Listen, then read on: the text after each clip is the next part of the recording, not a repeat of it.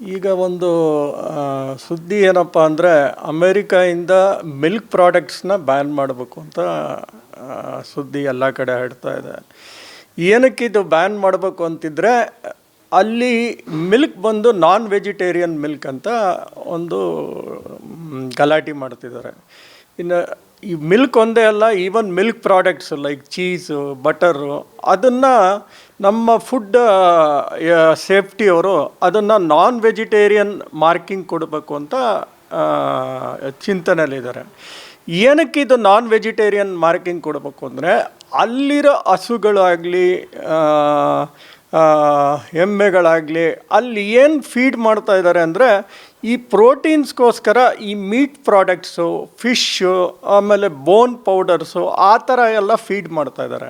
ಅವ್ರು ಯಾಕೆ ಫೀಡ್ ಮಾಡ್ತಾ ಇದ್ದಾರೆ ಆ ಥರ ಅಂದರೆ ಪ್ರೋಟೀನ್ಸ್ಗೋಸ್ಕರ. ನೋಡಿ, ಯಾವುದೇ ಹಸು ಈ ಅತಿ ಹೆಚ್ಚು ಮಿಲ್ಕ್ ಕೊಡಬೇಕು ಅಂತಿದ್ರೆ ಅದಕ್ಕೆ ಪ್ರೋಟೀನ್ಸ್ ಜಾಸ್ತಿ ಬೇಕು. ಈವನ್ ಮನುಷ್ಯನಿಗೆ ಮಸಲ್ ಡೆವಲಪ್ ಆಗಬೇಕು ಅಂದ್ರೂ ಪ್ರೋಟೀನ್ಸ್ ಬೇಕೇ ಬೇಕು. ಸೊ ಮಿಲ್ಕಲ್ಲಿ ಪ್ರೋಟೀನ್ಸ್ ಇದ್ದೇ ಇರುತ್ತೆ.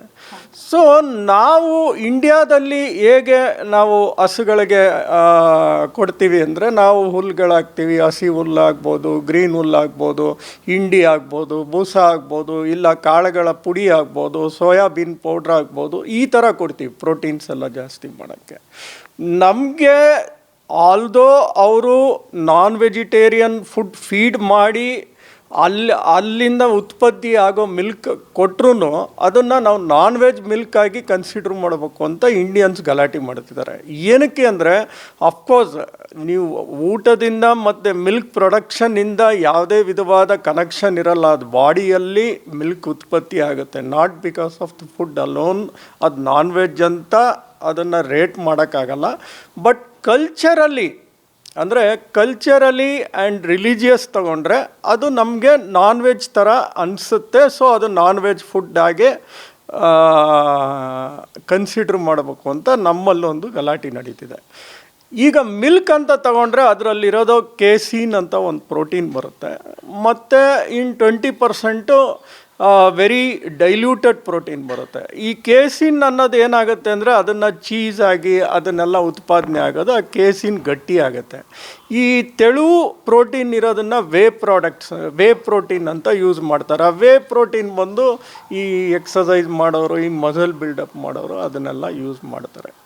ನಮ್ಮ ಮಿಲ್ಕಲ್ಲಿ ಆಗೋ ವಹಿವಾಟು ಅಂದರೆ ಡೈರಿ ಪ್ರಾಡಕ್ಟ್ಸ್, ಮಿಲ್ಕ್ ಅಂತ ಹೇಳೋಕ್ಕಾಗಲ್ಲ, ನಮ್ಮ ಡೈರಿ ಪ್ರಾಡಕ್ಟ್ ಮಾರ್ಕೆಟ್ ಬಂದು 19 ಲಕ್ಷ ಕೋಟಿ ಇದೆ ಡೈರಿ ಪ್ರಾಡಕ್ಟ್ ಅಂತ ತಗೊಂಡ್ರೆ.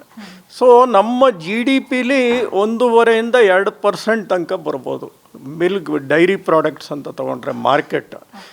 ಬರೀ ಹಾಲು ಉತ್ಪಾದನೆ ಅಂತ ತಗೊಂಡ್ರೆ ಹತ್ತತ್ರ, ಅಫ್ಕೋರ್ಸ್ ನಾನು ಮಾರಾಟದ ಹೇಳ್ತಾ ಇಲ್ಲ, ಅದು ಉತ್ಪಾದನೆ ಅಂತ ತೊಗೊಂಡ್ರೆ ಹತ್ತತ್ರ 1.45 ಲಕ್ಷ ಕೋಟಿ ಅಷ್ಟು ಉತ್ಪಾದನೆ ಇರ್ಬೋದು.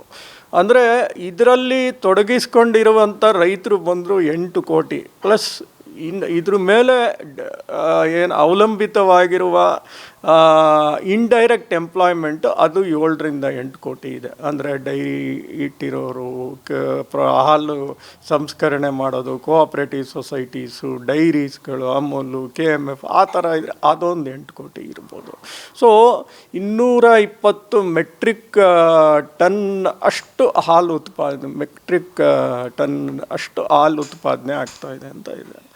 ಸೊ ಈ ಒಂದು ಮಾರ್ಕೆಟ್ ನಾವು ಅಮೇರಿಕಾ ಮೇಲೆ ಏನು ಅವಲಂಬಿತವಾಗಿದ್ದೀವಿ ಅಂದರೆ ಹತ್ತತ್ರ 350 ಕೋಟಿ ಅಷ್ಟು ಇಂಪೋರ್ಟ್ ಮಾಡ್ಕೋತಾ ಇದ್ದೀವಿ. ಅಂದರೆ ಭಾಳ ಕಮ್ಮಿ, 19 ಲಕ್ಷ ಕೋಟಿಲಿ ಅವರಿಂದ ಇಂಪೋರ್ಟ್ ಆಗ್ತಾ ಇರೋದು ಬರೀ 350 ಕೋಟಿ. ಸೊ 350 ಕೋಟಿ ನಮಗೇನು ಅಷ್ಟೊಂದು ಅದರಿಂದ ನಿಲ್ಲಿಸಿದ್ರೂ ಏನು ನಮ್ಗೆ ಅಷ್ಟೊಂದು ಏಟು ಬೀಳಲ್ಲ.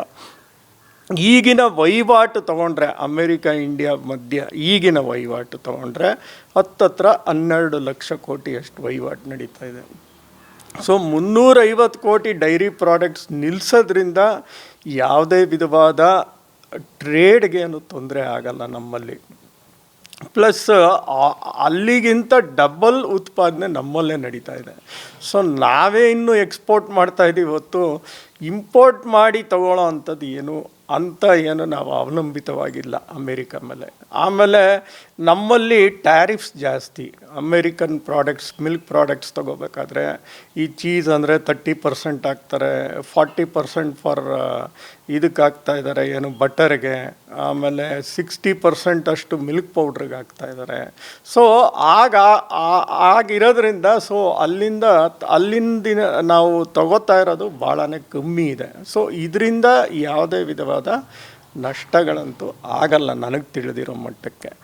ಮತ್ತು ಆರೋಗ್ಯ ಸಂಬಂಧಪಟ್ಟಂಗೆ ಈ ಹಾಲು ಕುಡಿಯೋದ್ರಿಂದ ಏನಾದ್ರು ತೊಂದರೆ ಇದೆಯಾ? ಖಂಡಿತ ಇಲ್ಲ. ಯಾವುದೇ ವಿಧವಾದ ನ್ಯೂಟ್ರಿಷನಲ್ಲಿ ತೊಗೊಂಡ್ರೆ ನಾವು ಉತ್ಪಾದನೆ ಮಾಡ್ತಿರೋ ಹಾಲು, ಅಮೇರಿಕಾಯಿಂದ ಬರ್ತಾ ಇರೋ ಹಾಲು, ನ್ಯೂಟ್ರಿಷನಲ್ಲಿ ಏನು ಡಿಫ್ರೆನ್ಸ್ ಇರಲ್ಲ, ವ್ಯತ್ಯಾಸ ಇಲ್ಲ.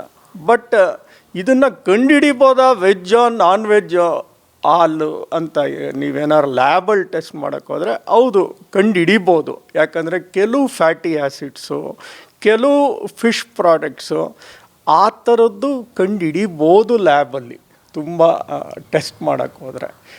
ಅದು ಬಿಟ್ಟರೆ ನ್ಯೂಟ್ರಿಷನಲ್ಲಿ ಏನು ಇಶ್ಯೂಸ್ ಇಲ್ಲ ಎರಡು ಹಾಲು ಮಧ್ಯೆ. ಅದು ಜನರ ಅಭಿಪ್ರಾಯಗಳ ಮೇಲೆ ಆಗುತ್ತೆ. ಕೆಲವು ಜನ ಕುಡಿಬೋದು, ಕೆಲವು ಜನ ಕುಡಿದೇನು ಇರ್ಬೋದು. ಓಕೆ. ಸೊ ನಿಮ್ಮ ಪ್ರಕಾರ ಹಾಲು ನಾನ್ ವೆಜ್ ಅಂತ ಅನ್ಸುತ್ತಾ ಅಥವಾ ವೆಜ್ ಅಂತ ಅನ್ಸುತ್ತಾ? ಅವರವರ ನಂಬಿಕೆ ಮೇಲೆ ಹೋಗುತ್ತೆ. ಕೆಲವು ಜನ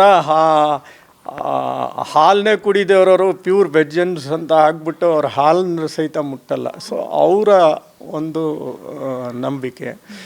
ಸೊ ಅದು ನಾನು ಹೇಳೋಕ್ಕಾಗಲ್ಲ ಹಾಲು ವೆಜ್ ಅಂತ ಆಗುತ್ತಾ ನಾನ್ ವೆಜ್ ಅಂತ ಆಗುತ್ತಾ, ಅದು ಅವರವರ ನಂಬಿಕೆ ಮೇಲೆ ಹೋಗುತ್ತೆ. ಸರ್, ಅಮೇರಿಕಾ ಅಕಸ್ಮಾತ್ ಸ್ಟಾಪ್ ಮಾಡಿದ್ರೆ ಇಂಡಿಯಾದಿಂದ ಇದು ಮಾಡೋದು? ಇಲ್ಲ, ಅಮೇರಿಕಾ ಮೇಲೆ ನಾವು ಅವಲಂಬಿತವಾಗಿಲ್ಲ. ನಾವು ಡೈರಿ ಪ್ರಾಡಕ್ಟ್ಸ್ ಮೇಲೆ ನಾವು ಅವಲಂಬಿತವಾಗಿಲ್ಲ. ಬಿಕಾಸ್ ನಮ್ಮಲ್ಲೇ ಚೆನ್ನಾಗಿದೆ, ನಮ್ಮಲ್ಲೇ ಅವ್ರಿಗಿಂತ ಜಾಸ್ತಿ ಉತ್ಪಾದನೆ ನಡೀತಾ ಇದೆ. ನಮ್ಮಲ್ಲೇ ಒಳ್ಳೊಳ್ಳೆ ಡೈರೀಸು, ನಮ್ಮಲ್ಲೇ KMF ಆಗಲಿ, ಅಮೂಲ್ ಆಗಲಿ, ವಿಶ್ವಮಟ್ಟದಲ್ಲಿ ನಾವು ಅದನ್ನು ಮಾರ್ಕೆಟ್ ಮಾಡೋಷ್ಟು ಸಶಕ್ತರಾಗಿದ್ದೀವಿ. ನಮ್ಮಲ್ಲಿ ಏನೂ ತೊಂದರೆ ಆಗಲ್ಲ. ನಮ್ಮಲ್ಲಿ ಏನಂದರೆ ಅಫ್ಕೋರ್ಸ್ ಇವ್ರ ಮಧ್ಯೆ ಸ್ವಲ್ಪ ಇಂಡಿಫ್ರೆನ್ಸಸ್ ಬರ್ಬೋದು. ನೀವು ಯಾಕೆ ಇದನ್ನು ನಾನ್ ವೆಜ್ ಅಂತ ಕನ್ಸಿಡರ್ ಮಾಡ್ತೀರಾ? ಬಿಕಾಸ್ ಹಾಲು ಅಂತ ಪ್ರೊಡ್ಯೂಸ್ ಆಗೋದು ಬಾಡಿಯಿಂದ ಹೊತ್ತು ಫುಡ್ ತಿನ್ನೋದ್ರಿಂದ ಅಲ್ಲ ಅಂತ ಅವ್ರ ವಾದ. ಬಟ್ ನೀವು ಲ್ಯಾಬಲ್ಲಿ ಟೆಸ್ಟ್ ಮಾಡೋಕ್ಕೆ ಹೋದರೆ ಕೆಲವು ಟ್ರೇಸಸ್ ಕಾಣುತ್ತೆ, ಅನಿಮಲ್ ಟ್ರೇಸಸ್ ಯೂಸ್ ಮಾಡಿದರೆ ಕಾಣುತ್ತೆ ಅಂತ ವಿಜ್ಞಾನಿಗಳು ಹೇಳ್ತಾರೆ. ನಾನು ಗಿರೀಶ್ ಲಿಂಗಣ್ಣ ಅಂತ.